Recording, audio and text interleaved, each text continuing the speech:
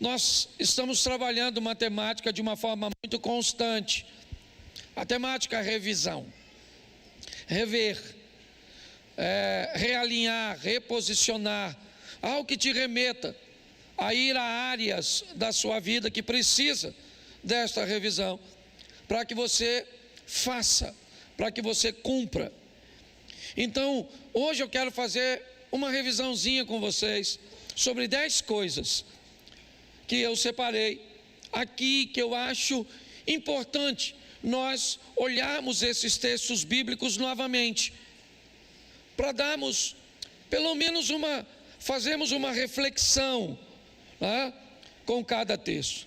Apesar de, às vezes, a tradução está um pouco, né, fora aqui da minha, eu vou sempre manter a minha, ok? Aqui. Então nós vamos abrir com uma pergunta: você é justo? Se alguém perguntasse a você se você é justo, o que você diria? Pare para pensar, faça uma revisão do que esta palavra representa para você. Obrigado. Nós vamos abrir, né, o número 1 com o Salmo 34, verso 19. Salmo 34, verso 19. Você pode ler comigo? Muitas são as de quem? De quem? Mas o Senhor de todas o livra. Feche os seus olhos. Senhor nosso Deus e Pai, em nome de Jesus, continua falando conosco e usa-me como um canal de bênção nesta hora, pelo poder do nome de Jesus. Você pode dizer um amém? Amém. Isso. Vamos começar com essa pergunta, né? Você é justo? E vamos observar algo que parece um pouquinho confuso, porque talvez esse texto deveria ser escrito da seguinte forma: poucas são as aflições do justo, porque Deus os livra de todas. Mas a Bíblia faz questão de nos fazer um alerta, para que possamos revisar e ver, né, de uma forma bem clara, que quando alguém planeja viver de uma forma justa, esta pessoa vai ter mais aflições do que os injustos. Nós vamos ver que Deus vai intervir a favor do justo, é o que diz o texto. Haverá livramentos, mas eu quero te mostrar algumas coisas que talvez possa fazer você entender um pouco mais as perseguições, as dificuldades que você pode enfrentar ao longo da sua caminhada. Deixa eu usar um exemplo simples para falar de justiça. Suponhamos que seu horário de entrar no trabalho, no emprego, na empresa onde você está como colaborador, seja às 8 horas da manhã. Mas por algum motivo você não conseguiu chegar no horário, e você então vai chegar às 9h30 da manhã. Mediante ao horário que você deveria estar, você se torna um injusto. Não é justo com as pessoas que trabalham com você, não é justo com as pessoas que pagam o seu salário, que você chegue fora do horário estabelecido. Você acabou de se tornar um injusto. Porém, você traz na mão, ao chegar no trabalho, um atestado médico. E esse atestado diz, né, ou você traz o histórico dele, que durante a madrugada você teve um problema de saúde e que você acabou necessitando procurar um auxílio médico, e que por causa desse problema, por causa desse mal-estar, desse mal súbito, né, você então necessitou chegar atrasado. Você nem faltou, você simplesmente está trazendo um atestado que justifique aquela, né, 1h30 de atraso.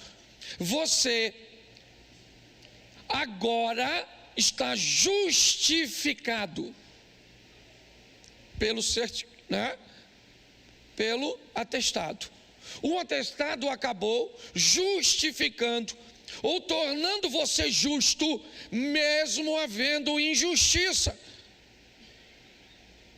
Continua tendo 1h30 de atraso. Pessoas tiveram que fazer o serviço que você deveria ter feito. O patrão vai te pagar as mesmas horas, mesmo não trabalhadas. E por que tudo isso acontece? Porque alguém justificou você. Aqui você se torna um justo através de um documento que você carrega na mão. Quando nós estamos falando a respeito de pecado, é exatamente isso que Cristo fez. Quando nós estamos falando da intervenção de Cristo para transformar eu e você em justo,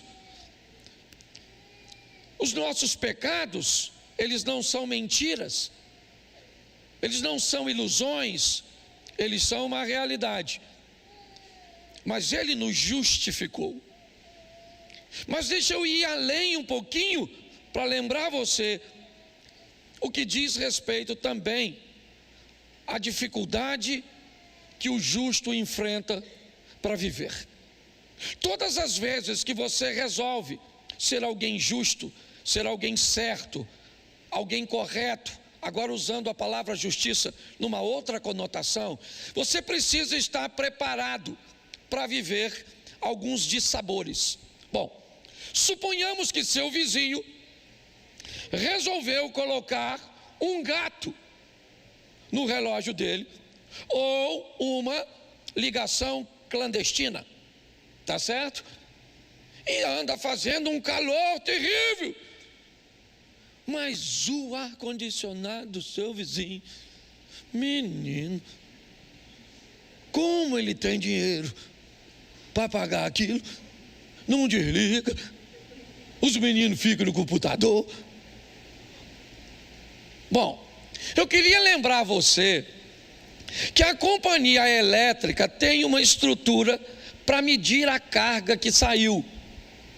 E eu queria lembrar você que a companhia elétrica não vai ficar nesse prejuízo. Alguém vai pagar esse geladinho, certo? E quem é esse alguém? O justo. Talvez você já começou a entender o que é a aflição do justo na energia elétrica.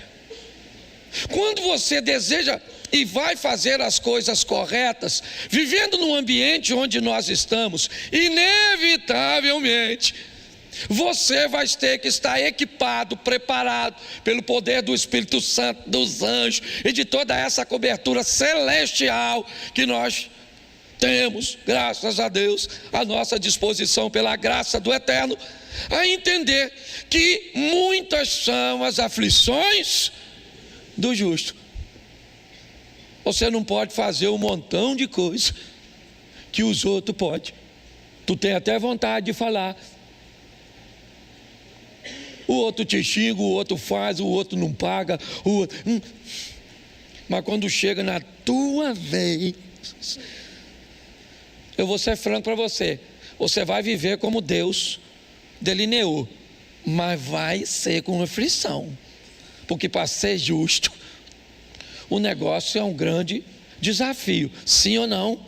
Não denuncie gato dos outros, tu é que paga, mas X9 é algo terrível, tá certo? Não, mas só estou te mostrando como é difícil ser justo.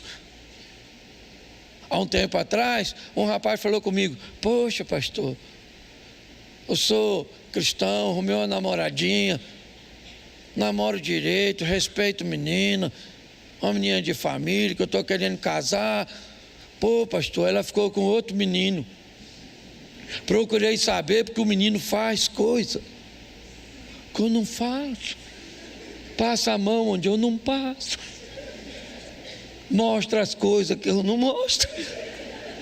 Certo? Porque o menino vive uma vida com justiça. E olha como é que ele está sendo envergonhado. Eu queria só que você fosse adaptando para você. Porque muitas vezes você vai sair de casa e vai encontrar as injustiças no trânsito, as injustiças nas filas, as injustiças em muitos lugares. E sua reação, certo? Sempre vai estar pautada em colocar Deus em primeiro lugar. Então eu queria preparar você para o sofrimento. Fala para quem está do seu lado assim. Está preparado para sofrer, justo? As notícias hoje não são boas, mas faz você rever. Bom, segundo texto, Lucas 14, 28. Lucas 14, 28. Pois qual de vocês, pretendendo construir uma torre, não se assenta primeiro para calcular a despesa e verificar se tem meios para concluir? Presta atenção nesse texto, que eu quero refletir com vocês sobre ele. Já que eu falei que para viver na justiça é pesado, é desafiador, porque na vida do justo, o justo precisa estar preparado para muitas aflições. Esse texto diz que antes de querer ser justo, antes de querer andar com Cristo, antes de querer ser crente, é melhor você sentar e descobrir quanto custa. Antes de desejar fazer, antes de dizer um sim para Cristo, é muito legal você saber se você tem como pagar, se você está disposto a pagar o preço para ser esse cristão, porque é isso. Esse texto aí não está falando de torre, ele continua aparentemente falando de uma guerra, mas não está falando de guerra. Ele simplesmente está iniciando dizendo: aquele que quer ser meu discípulo, aquele que quer andar comigo, ele precisa estar intencionado em pagar o preço de andar com Cristo. Essa é a grande verdade. Tem muita gente que vem para a igreja e não sabe quanto custa. Não sabe quanto custa rever seu vestuário. Não sabe quanto custa rever seu vocabulário. Não sabe quanto custa rever os ambientes que frequenta. As pessoas não têm noção do quanto custa. Viver com Cristo, segundo o próprio Cristo, requer daquele que o segue, não o siga de mãos vazias. Aquele que quer vir após mim, tome a sua cruz. Há uma responsabilidade e nós precisamos rever isso. Se estamos dispostos a mudar nossas roupas, não estou, então eu já sei. Estamos dispostos a mudar nosso vocabulário? Não, é pesado demais. Eu estou disposto a mudar meus hábitos, meus costumes, os ambientes que eu frequento? Não, pastor. Então, isso significa que você não está pronto para ser discípulo. Pode continuar vindo à igreja. Evite levantar a mão. Evite dizer que colocou Jesus no centro da sua vida, porque ainda é caro demais para você. E eu respeito, e ele também. Segundo a Bíblia, se você não está em condições de pagar um voto, é melhor não fazê-lo. É assim que funciona. Então nós precisamos entender e rever isso. Eu estou apto para pagar este preço? Descubra o quanto custa antes de comprar, não é assim que eu poderia usar? Quando você olha para alguma coisa interessante que o preço não está exposto, a primeira coisa que você pergunta é: Qual é o valor? Quanto custa, por favor? Tem frete? Você quer saber todas as coisas, porque você precisa ter uma noção se está pronto para pagar. Hoje muitas pessoas querem, viver uma vida com Cristo, na igreja, na liderança, com honra, com isso, tendo respeito, admiração, autoridade. Para cada coisa que você quer, tem um preço. Existem lanchonetes que você vai pedindo os sanduíches, e à medida do que você pede, o valor é acrescentado. Há um acréscimo mediante aquilo que você quer que esteja no seu sanduíche. Na nossa vida com Deus também funciona assim. Nós precisamos rever isso. Eu gostaria de ser admirado. Tem um preço. Eu gostaria de ser visto como alguém que tem conhecimento. Tem um preço. Eu gostaria de ser visto dessa forma, de ter isso, de ter aquilo. Então, para cada uma dessas coisas, tem um valor a ser cobrado de entrega, que nós precisamos ter esse entendimento. É assim que funciona. Antes de construir, antes de ir à guerra, descubra se você está apto para pagar. Você quer casar? Tem um preço. Um preço financeiro, um preço emocional, um preço espiritual. Tem um preço.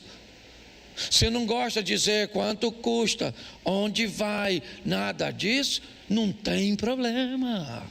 Só não pode casar. Você quer ter filho? Mas tem um preço, sim ou não? Você quer ter sogra? Tem preço. Você quer ter cunhado? Tem preço. É ou não é? Você quer ter vizinho? Tem preço. Não quer ter vizinho? Compra um negócio assim no ermo, longe dos outros. Posso ouvir um amém da igreja? Amém. Terceira coisa que eu acho importante nós olharmos com bastante cuidado, Mateus 7:6. Mateus capítulo 7, verso 6. Não deem aos cães o que é, nem joguem as suas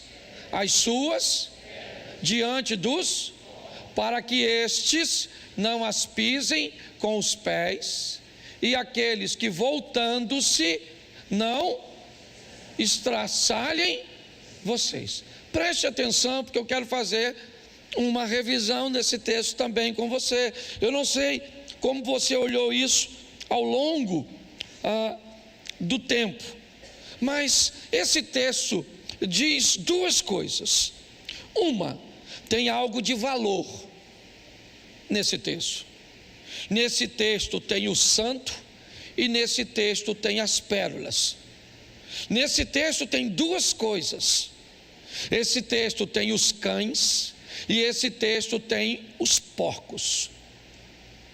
O texto diz que alguém pega algo que é santo para si e entrega para um cão que não é capaz de reconhecer o que é santo.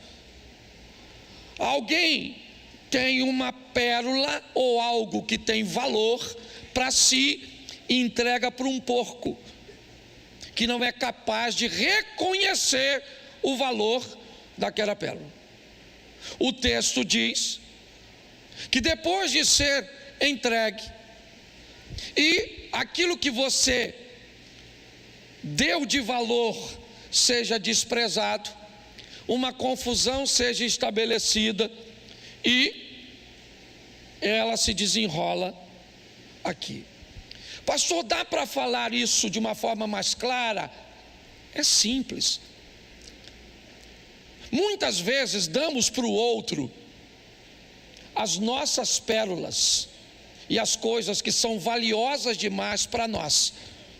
Estou cansado de ouvir mulheres dizerem para mim o que são capazes de fazer nos seus casamentos por seus maridos, com uma entrega, e eu trabalho, eu faço isso, eu arrumo a cama, eu arrumo aquilo, eu faço comida. Ela está me mostrando suas pérolas, mas ela nunca parou para pensar se a pérola do marido é a mesma dela.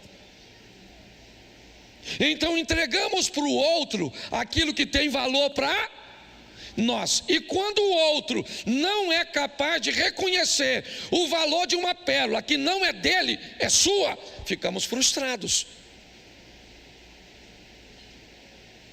Pastor, o que o senhor está querendo dizer? Eu estou querendo dizer que temos que ser mais assertivos. Aprenda com um indivíduo que para mim é extraordinário, o estelionatário. Observe uma característica do estelionatário.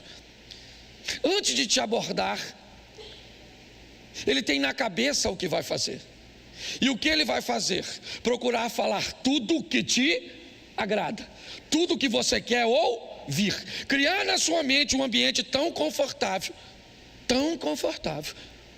certo? Você pega um cara galanteador, pensa num Dom Juan, ele pode odiar ir à praia, mas se ele descobrir que a mulher que ele quer conquistar gosta de praia, você pode ter certeza que ele vai mandar logo uma imagem daquele sol, certo, se pondo no mar, e aquela silhueta de um casal simbolizando ele e ela.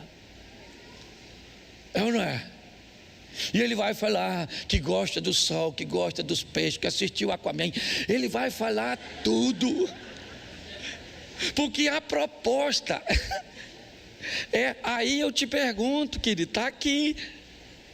O que ele está fazendo? Descobrindo suas pérolas, não as dele. Ele coloca o que ele gosta em segundo plano e coloca você em primeiro. Pô, hoje os casamentos vão sair daqui pocando. Louvado seja Deus. Posso ouvir um amém? Isso aí. Descubra qual é a pérola da sua mulher. Aí você vem com aquele discurso: porque eu trabalho igual um doido, porque eu dedico a minha vida, porque é de casa para o trabalho, para a igreja, porque eu não faço outra coisa. E ela está assim, ó. Grandes coisas, Superman. Hã? Não, ela quer saber o que você sabe sobre ela. Para tu passar a falar o que ela gosta de ouvir, levar para casa o que ela gosta de comer. Você está entendendo? É, ela quer que você pegue a mãe dela e acha que é um troço sensacional. Sua sogra nasceu depois que tu casou? Não, né? A véia já estava lá. Então por que reclama de algo que já estava vivo? E diga-se de passagem, vai demorar a morrer? Pare e pense. Hoje eu gostaria de fazer uma revisão para levantar Dom Juans, homens que vão descobrir os sonhos de suas mulheres, mulheres que vão descobrir os sonhos de seu marido. Entendeu? Para que você possa encantá-lo. Que cor ele gosta, qual a pose, quais são as palavras. Pensa, um homem chegando em casa e a mulher falando assim: ô doutor, entra, querido. Ele vai lá na porta para olhar, para ver se entrou na casa errada. Errei um número. Sim, eu faço muita coisa para o meu filho, descubro as pérolas dele. Esse texto é um texto que diz: não pegue as suas pérolas e dê para os outros, porque isso costuma gerar confusão. Está no texto. Então invista, não é gastar tempo, invista um pouco de tempo para descobrir a pérola dos outros, não da mulher dos outros. Eu tenho que explicar isso direito, porque o nego escuta o que quer. Esse dia eu estava pregando de sexualidade numa coisa, levantou um senhor: ô pastorzinho, o senhor não acha que o senhor fala muito sobre esse tema? Um senhorzão mesmo. Eu falei: ô moço, quantos filhos você tem? Eu acho que ele falou 8. Eu falei: eu falo e o senhor faz? Aí ele sentou e ficou quietinho. Então é importante que você descubra a pérola das pessoas, para você não correr o risco de sofrer demais, dando para elas coisas valiosas, porém que só tem valor para você e não para ela. Posso ouvir um amém para a gente ir para a quarta? Isso. Romanos, capítulo 12, verso 18. Romanos 12, 18. Se possível, repita comigo, lê lá.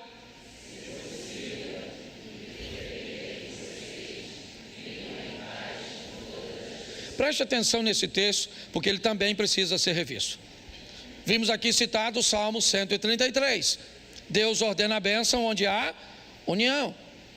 Vemos a bênção da Torre de Babel, que é uma bênção até para a desobediência daqueles que conseguem colocar todas as forças e intenções num propósito. O próprio Deus disse, eles são um povo, uma língua, um propósito, e ninguém pode impedi-los. Ok? Porém, nós temos nesse texto uma informação muito importante. Qual é? Nem sempre teremos paz porque o texto diz ser possível. Nós precisamos entender isso de uma forma. Bota o Salmo 120, verso 5.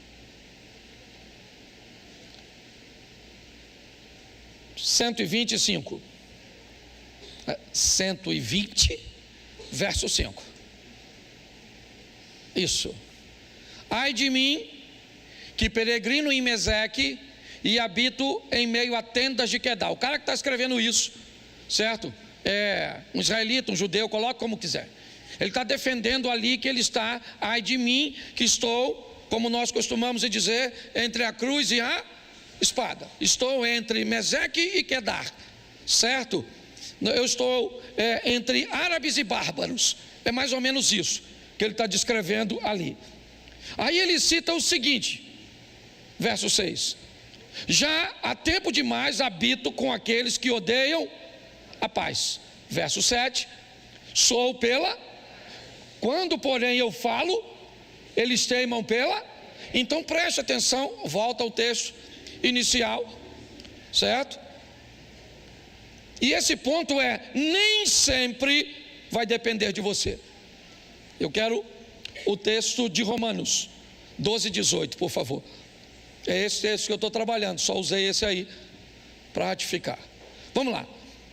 Então eu quero que você entenda que nem sempre, isso não te dá desculpa para começar a arrumar confusão com todo mundo.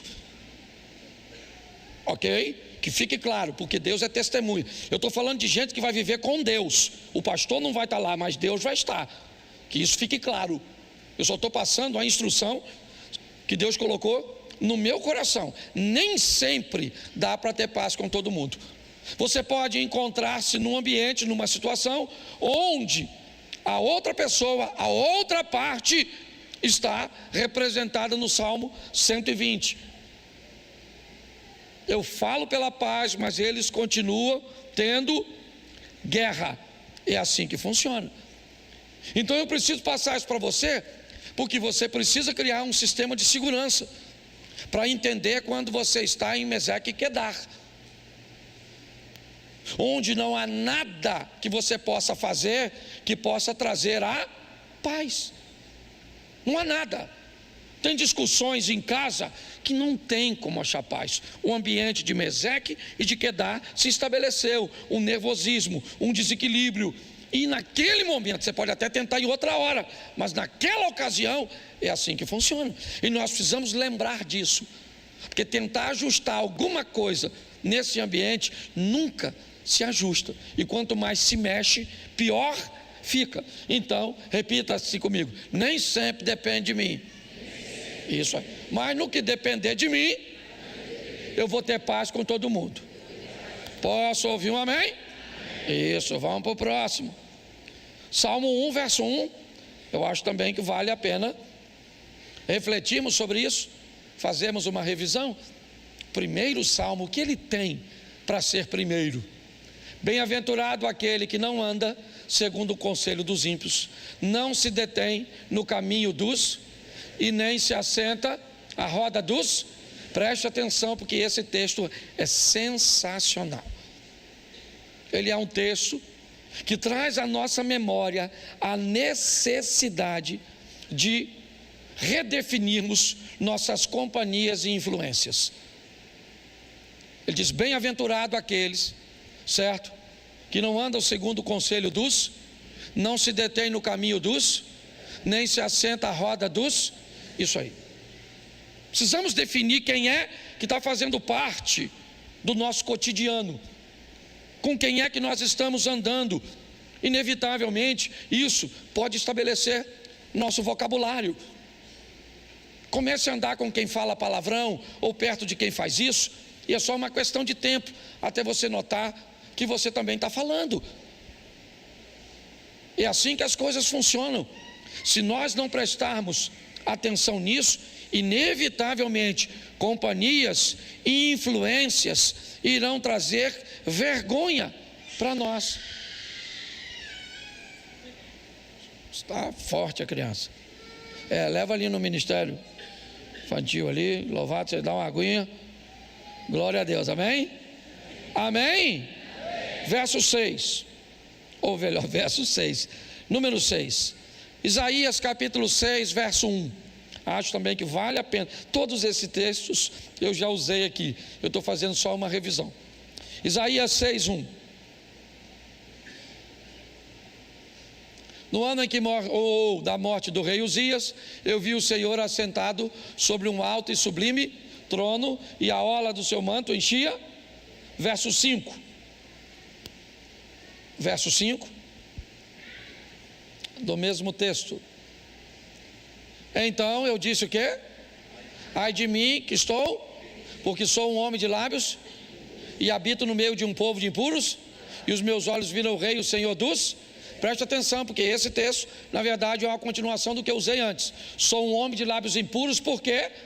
Porque estou sentado com quem não deve, na influência de quem não deve, junto de quem não deve. Então Isaías descreve isso. Mas ele descreve algo também muito interessante que eu queria refletir com vocês. Quando é que ele tem tudo isso? Quando Uzias morre. Esse texto é um texto para mim que acontece 3 coisas. No ano em que morreu o rei Uzias, eu vi o Senhor e eu disse: ai de mim. No ano em que Uzias morreu, eu vi Deus e eu me vi. Ok? No ano em que Uzias morre, no ano em que algo é retirado da vida de Isaías, morte e separação, Isaías consegue ter uma intimidade com Deus, e na intimidade com Deus ele conseguiu olhar para ele mesmo. A revisão é nesse texto: se eu quero ver Deus, para que ao estar perto de Deus eu consiga me ver, alguma coisa que está na minha vida tem que ser removida, retirada. Essa é a reflexão que eu queria fazer com você. Uzias morre. Alguns dizem que havia um parentesco dele com Isaías. Eu não sei se havia de verdade, mas se havia, eu posso dizer que talvez Isaías jamais desejasse a morte de Uzias. Porque se Uzias é o rei e você é parente do rei, imagine o quanto de benefício você não tem por ser parente de alguém que é tão poderoso e que te dá tantas vantagens. Às vezes algumas coisas precisam sair da sua vida, mas elas são tão vantajosas que você não quer tirar. Às vezes algumas pessoas deveriam morrer, sair, se separar de você, mas te trazem tão bem-estar, aparentemente, te trazem tantas vantagens que é melhor conviver com elas. O problema é que se você convive com Uzias, você não encontra com Deus. Se você não encontra com Deus, você não se enxerga, porque na presença de Uzias, você não tem tempo de olhar para você, você tem tempo de olhar para a vida dos outros. Esse é um texto que, se aplicarmos na nossa vida com cuidado, eu vou entender: coisas morrem, eu me aproximo de Deus e passo a viver uma nova fase na minha vida, conseguindo me enxergar de fato. Posso ouvir um amém? Amém. Gálatas 6, 7, esse eu tenho usado aqui direto. Gálatas 6, verso 7. Não vos, porque Deus não se, pois tudo aquilo que o homem E isso também, esse é um texto clarérrimo que eu tenho usado aqui sempre, que é a reação de nossa ação. É um texto que diz: não errem, porque se você errar, você vai ter que se encontrar com o efeito do seu erro. Não errem, porque Deus não toma injusto por justo. Ele é misericordioso, mas Ele é justo. Então, muito cuidado com o que fazemos, porque a Bíblia diz: então errem. Isso aqui é o que fala a supergraça. Não se preocupe, faça o que você quiser. No final, Deus corrige a rota. Ele é amor, Ele é amor. Deus é amor, sim ou não? Sim, mas Ele não é somente amor. Ele também é justiça. Ele é fogo consumidor. Então não brinca com isso. É melhor revermos isso, certo? Eu fiz, está aí. Eu vou ter que me encontrar. 2 Coríntios, capítulo 6, verso 14.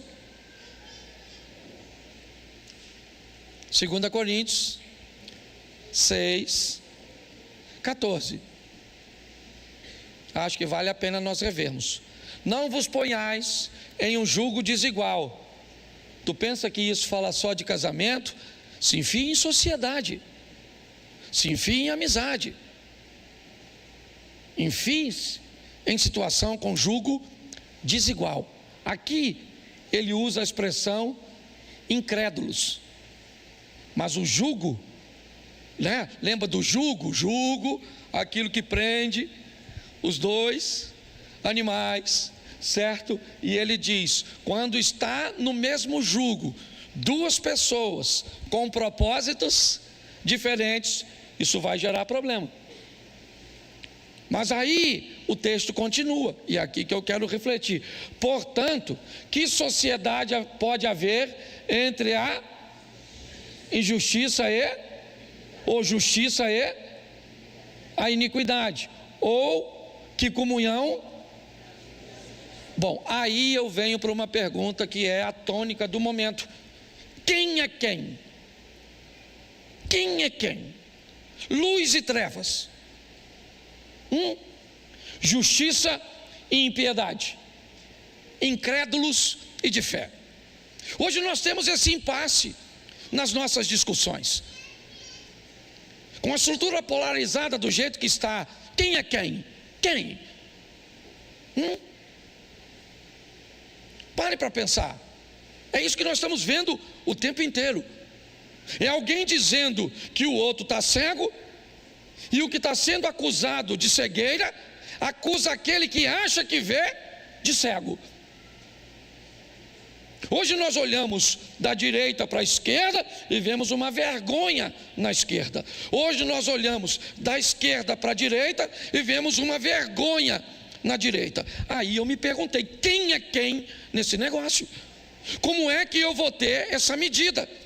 Porque isso está nos posts, na internet, na política, em tudo quanto é lugar. Nós temos as trevas chamando luz de trevas, e nós temos a luz, certo? Chamando treva de luz. Está tudo bagunçado. Então o texto diz aqui: que comunhão? Não tem. Nós já sabemos que quando uma chega, a outra vai embora. Mas que critério eu vou ter? Quando eu digo que alguém é trevas, qual é a base que eu tenho para dizer isso? Talvez essa seja a grande pergunta. Quando alguém disser assim: você está cego, você está em trevas, não estou aqui defendendo nem direita nem esquerda, não é isso, estou falando para cabeças pensantes. Vou dar para você, certo, o princípio de avaliação nosso. Você está numa igreja onde a base é bíblica, certo? E ela é o ponto de avaliação. Se não for, deleta, porque essa mensagem não é para você.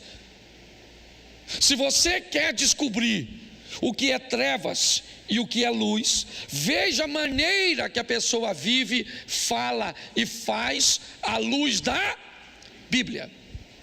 Esqueça se ela diz que é da luz.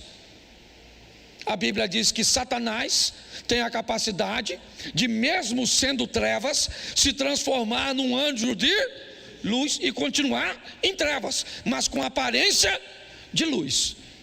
Então é mais do que aparência, é mais do que uma Bíblia, um hino, é mais do que uma roupa, é muito mais. Precisamos rever isso, porque senão corre o risco de você criar um problema sério no ambiente religioso, se frustrando com Satanás, ou quando um de seus discípulos vestido de luz.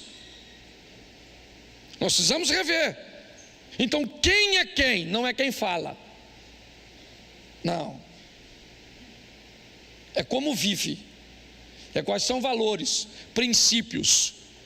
É assim que funciona. Desculpe o que eu vou falar aqui, mas eu estou falando à luz da Bíblia. Estou pedindo desculpa, mas é uma desculpa meio que linguagem figurada, certo? Você é a favor de aborto? Não precisa responder, por favor, não estou querendo expor ninguém a nada, certo? Segundo a Bíblia, trevas ou luz? Isso, segundo a Bíblia. Não quero saber o que você pensa. O que você pensa, ó, beijinho no ombro. Estou falando aqui, Bíblia. Aborto, a favor, segundo a Bíblia, trevas ou luz? Isso aí. Adultério, trevas ou luz? Fofoca, trevas ou luz? Isso aí. É assim que funciona. Então a gente dá uma olhada e descobre quem é quem. Já deu para localizar tudo. Esquece o outro, lembra? Passagem anterior, eu vi o Senhor e me vi. Para de olhar a vida do outro. Aí você já deu uma olhada para o irmão, falou, aquilo lá é treva. É assim que funciona. É importante nós olharmos quem é quem. Você descobre quem é quem, certo? Dando uma olhadinha em quem é luz e quem é. Isso aí.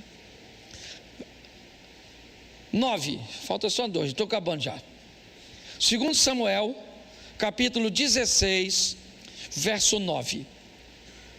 2 Samuel 16, 9. Então Abisai, filho de Zeruia, disse ao rei: por que amaldiçoaria este cão morto ao rei, meu senhor? Deixa-me passar e lhe tirarei a cabeça. Preste atenção, porque esse é um texto que eu quero falar, que precisa ser revisto, sobre sofrer com dignidade. Sofrer com dignidade. Sua mulher foi embora, você sofre ou não? Sim ou não? Mas sofra com dignidade. Você perdeu um emprego que era fantástico, que você amava, o que você mais gostava de fazer, você sofre ou não? Mas sofra com dignidade. Você perde um filho, seu filho nasce de uma forma que você não esperava, você vai sofrer sim ou não? Mas sofra com dignidade. E a dignidade no sofrimento é não se rebaixar, é não se desesperar, é não desistir, é sofrer com dignidade, com postura. Seu cônjuge foi embora, vai doer, às vezes vai embora com outro, é humilhação, é terrível. Tem que olhar para a sociedade, para os parentes. Não sofrer, né? Não é uma opção para você. Agora, não se permita se tornar ridículo. Não se permita sofrer de uma tal forma onde as pessoas tenham pena de você. Não é assim. Está aqui, ó. Esse é um texto. Talvez você nunca se deparou e nem sabe o contexto dele. Eu vou falar para vocês. Davi, ele assume o trono. Um trono deixado, na verdade, por um homem da tribo de Benjamim, Saul. É lógico que com a queda de Saul, a família de Saul, que tinha privilégios por ser familiares do rei, agora não gozam mais de tais privilégios. E pior, já descobriram que o novo rei não é tão santinho assim. É alguém que não matou o rei para tomar o lugar dele, mas matou a mulher de um homem de confiança e a engravidou. Esse é Davi. Então Davi vem passando, e Simei, que é parente de Saul, começa a espraguejar, começa a amaldiçoá-lo, e pior, taca pedra nele, com provocação, falando de tudo que Davi fez. Davi já viu seu filho morrer, é verdade, as coisas não estão boas para ele.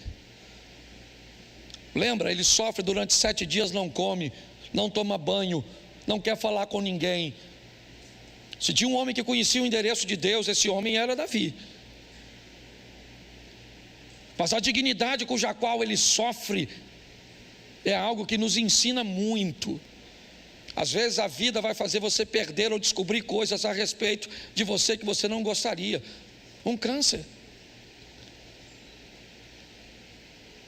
uma esterilidade, um problema. Não se torne insensível, sofra, mas aprenda a sofrer. Quando Simei está atacando pedra, gritando, espraguejando Davi, um dos valentes de Davi. Lembra? O Salmo 1, bem-aventurado aquele que não anda segundo o conselho dos, não se detém no caminho dos, não se assenta na roda dos. O processo seletivo de Davi no começo não foi muito bom. Ele não tinha muitas opções, então ele chamou endividados e toda aquela estrutura que você deve saber. Mas ao longo do tempo, ele transformou esses caras em valentes. E Abisai diz a Davi: quem é esse infeliz, esse cão, um cão morto? Preste atenção, ele é uma ameaça, Davi. Ele é parente de um rei deposto.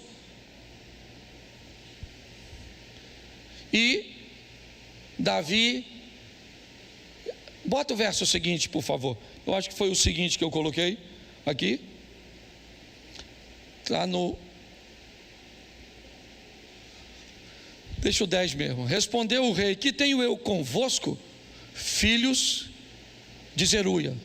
Certo? Ora, deixai-o amaldiçoar, pois se o Senhor disse, né? Lhe disse: amaldiçoai a Davi, quem diria? Porque assim fizeste. Eu gosto dele. Um de seus homens disse: eu vou matar esse cara agora, que está gritando, amaldiçoando. Ele disse: você não vai matar ninguém, cara. Você não vai matar ninguém. É meu tempo de sofrer. Eu vou sofrer com dignidade. Qual era o problema? O problema era o alarde. Tá, Davi está passando. Tá bom, está passando. Mas tem alguém gritando, dizendo quem é que está passando, o que fez. Mas ele é alguém, sabe, que sabe sofrer com dignidade. Mas preste atenção, no primeiro livro dos Reis, no capítulo 2, no verso 8. 1 Reis 2, 8.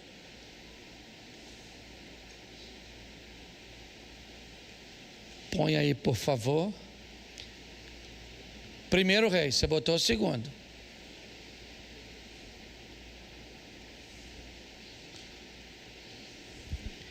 Eis que também contigo está Simei, filho de Gera, filho de Benjamim, de Baurim, que me maldisse com dura maldição no dia em que eu ia a Manaim.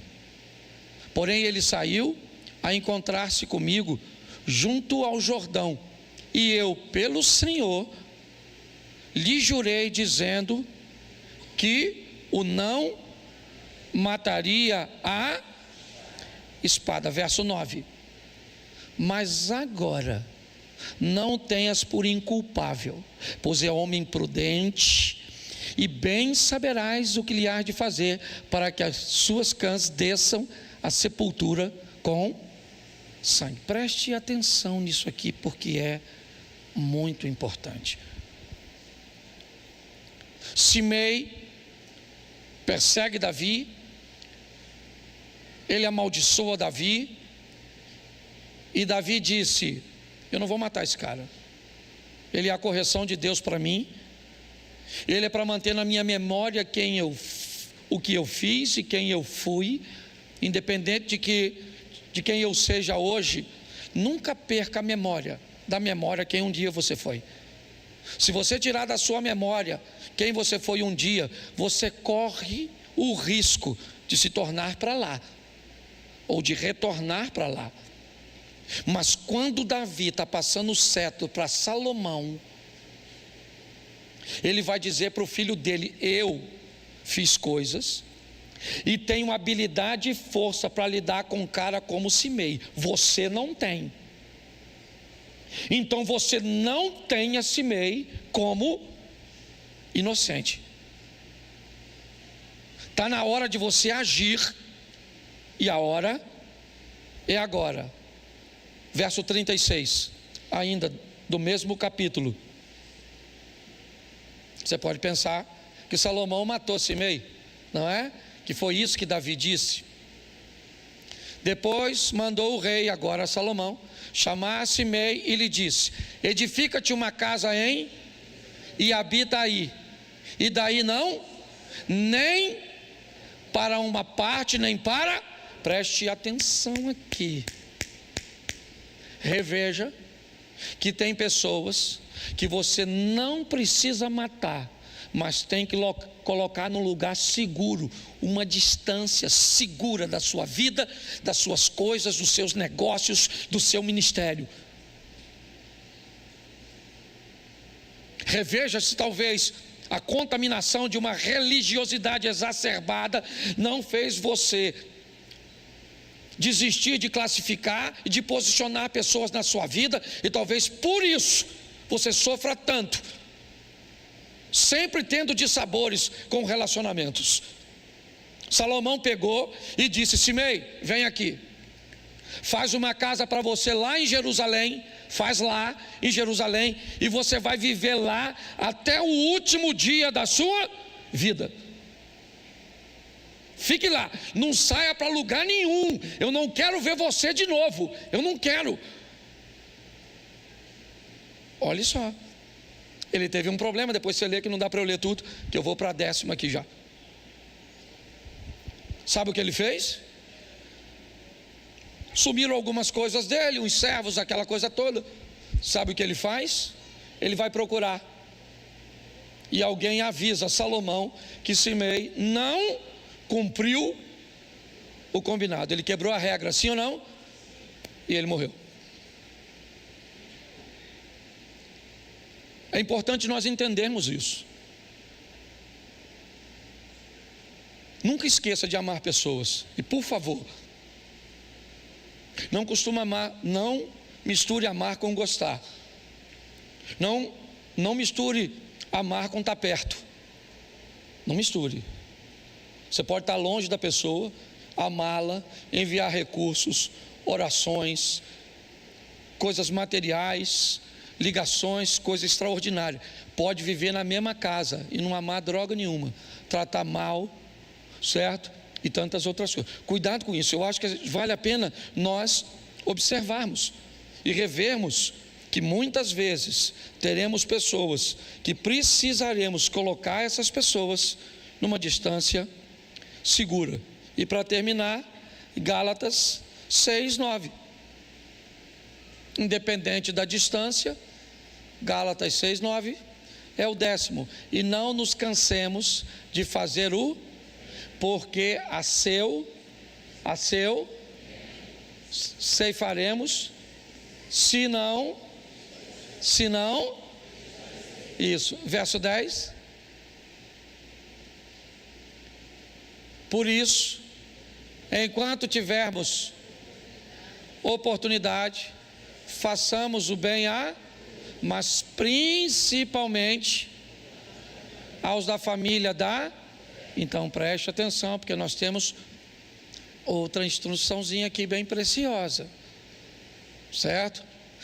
Algumas instituições aplicam muito bem, cuidando de seus irmãos, estabelecendo conexões entre eles, negociando entre eles, protegendo-se mutuamente, coisas que muitas vezes fazem, mas que está na nossa literatura e outros a fazem com mais maestria. Minha proposta hoje é deixar para vocês esses 10 pontos de revisão, certo? Depois vai ficar disponível para você aí, mas a pergunta: você é justo? Descubra o valor para quem você quer encantar. Descubra o quanto custa antes de se interessar em comprar. Descubra que nem sempre depende exclusivamente de você. Defina suas companhias e influências. Coisas morrem, você se aproxima de Deus e vê você mesmo. O plantio é opcional, a colheita é obrigatória. Descubra quem é quem está em trevas e quem está na luz. Sofra com dignidade e procure fazer o... Você pode ficar de pé? Vamos orar e você vai embora, em nome de Jesus. Isso. Feche seus olhos. Senhor nosso Deus e Pai, muito obrigado, ó Deus, por aquilo que o Senhor dividiu conosco nesta noite. Que essa palavra não se perca do nosso coração e que possamos rever, ó Pai, muitas vezes, como diz a Tua palavra, vamos botar de uma forma tão nítida na nossa frente, que até se passarmos correndo, seremos capazes de ler e de notar. Estamos num ano onde estamos revendo, e isso tem sido muito valioso para nós. Abençoa-nos, ó Deus, ou continua nos abençoando. Leva-nos aos nossos lares, guardado por Tuas boas mãos poderosas. Que o grande amor de Deus, nosso Pai, a graça de nosso Senhor e Salvador Jesus Cristo e as doces consolações do Santo Espírito de Deus seja para com todos, em nome de Jesus. Você pode dizer amém?